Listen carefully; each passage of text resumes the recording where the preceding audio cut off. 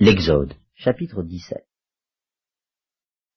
Toute l'assemblée des enfants d'Israël partit du désert de Sin, selon les marches que l'Éternel leur avait ordonnées, et ils campèrent à Réphidim, où le peuple ne trouva point d'eau à boire. Alors le peuple chercha querelle à Moïse. Ils dirent, « Donnez-nous de l'eau à boire. » Moïse leur répondit, « Pourquoi me cherchez-vous querelle? Pourquoi tentez-vous l'Éternel? »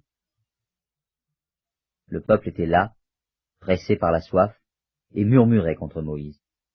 Il disait, « Pourquoi nous as-tu fait monter hors d'Égypte, pour me faire mourir de soif avec mes enfants et mes troupeaux? » Moïse cria à l'Éternel en disant, « Que ferai-je à ce peuple?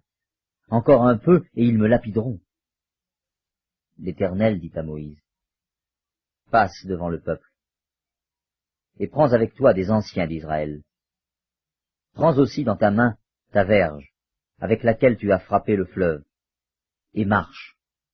Voici, je me tiendrai devant toi sur le rocher d'Horeb. Tu frapperas le rocher, et il en sortira de l'eau, et le peuple boira. » Et Moïse fit ainsi, aux yeux des anciens d'Israël. Il donna à ce lieu le nom de Massa et Mériba, parce que les enfants d'Israël avaient contesté, et parce qu'ils avaient tenté l'Éternel en disant, « L'Éternel est-il au milieu de nous, ou n'y est-il pas? » Amalek vint combattre Israël à Réphidim. Alors Moïse dit à Josué, « Choisis-nous des hommes, sors, et combat Amalek.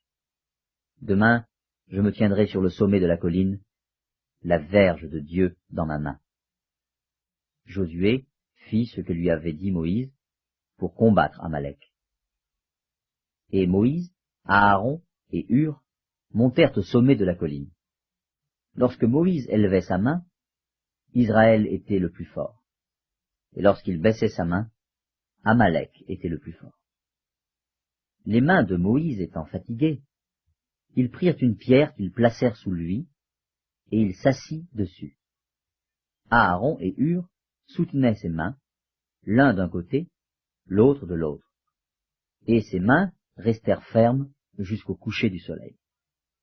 Et Josué vainquit Amalek et son peuple au tranchant de l'épée.